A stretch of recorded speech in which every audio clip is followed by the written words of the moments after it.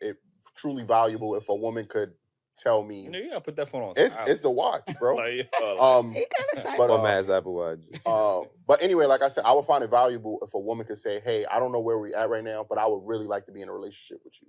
Oh Because, yeah, you know, I don't think it's Okay. solely on a man. Yeah. Because no, sometimes, you know, I do think it's important that a man say it as well. Mhm. But if a woman took that initiative, then you know, maybe sometimes we're in our head like she not, you know, looking for this or whatever. Mhm. Or she already know what's up. Yeah. Yeah. Right. So we I need think the- communication can come both ways. And so No, yeah. that's where I go back to the whole idea that we're equal, where it's like we can both show up in the same way for certain things. So communication across the board, we should both be able to communicate certain things. Mhm. Now, should one person be initiating everything? No, but I love a check-in. Like I'm always like, Yes. let's check in really quick. Like, you know, like I know when we first started, Yep. we was doing that, and now it's kind of like we want to do this, you know. I'm not Where do we mad see to this check going? in. Every So- 30 days. Depends on where the Yeah. check-in happens. Like if it was like a weekend or some shit, you try to check in. I'm like, yo, bro. No. Yeah, no, I it think- has to be like Every it has to 30 be a days for me. mutual. Like I feel like the reason for a check-in would be the assumed feelings, and then the check-in is to make sure that those assumed feelings are what they are. Mhm. And I think that the communication piece in general is what makes both starting and maintaining relationships so hard, because it's like, okay, you have to constantly communicate through those changing things. So you're going through something, you're changing into a whole different man than you were 4 months ago when we started talking, and I'm turning into a whole different woman, and I have to learn to communicate with that new man as this new woman.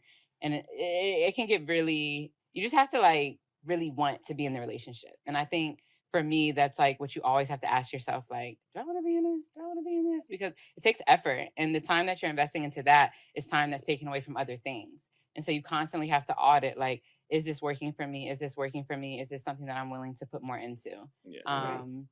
Especially ahead of the more serious things like children and marriage. Right. And you gotta want the relationship at the same time. Y'all gotta both want to be in that space at the Mhm. same time. Yeah. One Right. person can't be off than the other, because then it Mhm. becomes a situationship. Because Yeah. now you're waiting Yeah. for him to catch up to where you at. No, timing is everything. I Timing always is say definitely- right person, wrong time is still wrong person. Mhm. Yeah. So if you're not, like, for example, for you, you're in what sounds like a healing journey and you are, you know, figuring things out, which is amazing. So you for that. Mhm. A lot of men aren't doing that. Right now you could meet your person, but you're not in a headspace right now to be dating. And so she could be everything that you need or want, but since you're not there yet, she Mhm. seems like she's not that. It won't be enough. Yeah. True. You know, one of the things that I heard in there as far as towards the end, we talk about headspace. I think a lot of people approach relationships in fear. And even if you go through therapy, I don't think that that fear ever goes anywhere. I think the fear is still there. Sometimes I think people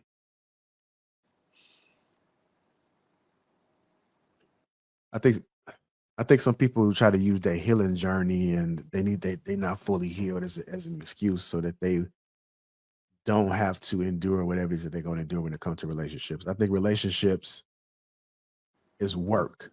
It's going to be work. And I think people have these high expectations when they are dating and they expect for the relationship to go a certain way. Relationships are not going to go your way. You guys are two completely different people.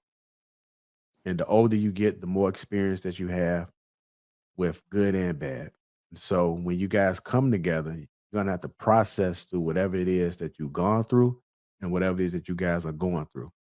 So I think if people approach relationships with the understanding that the honeymoon phase is not going to always be the honeymoon phase. So when we disagree, what does that look like? And I always say that somebody has to be the bigger person when it comes to communicating. All you need is a person to take the lead and the other person to follow. So if you guys are upset about something, who's going to rearrange the situation so that say, hey, I'm upset right now. I got 1,000 things I probably want to say to you, but I realize it's not going to get us nowhere. So let's talk about this.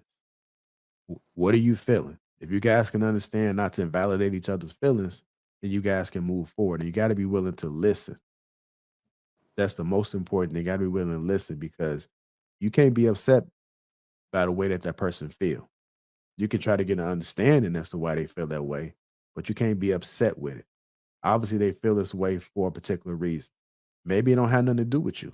Maybe it could have been something that happened in their last relationship, and something came up and it reminded them of that instance that they had.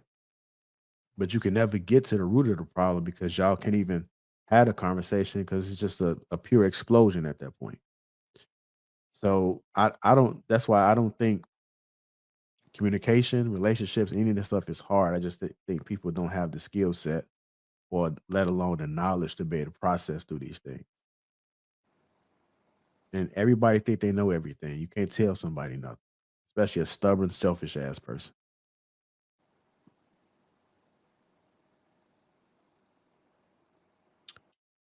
What do you guys thoughts, man? Y'all can speak on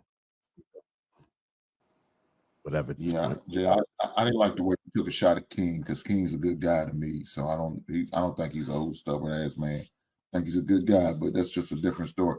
Let me say this: I definitely agree with what you just said, Jr.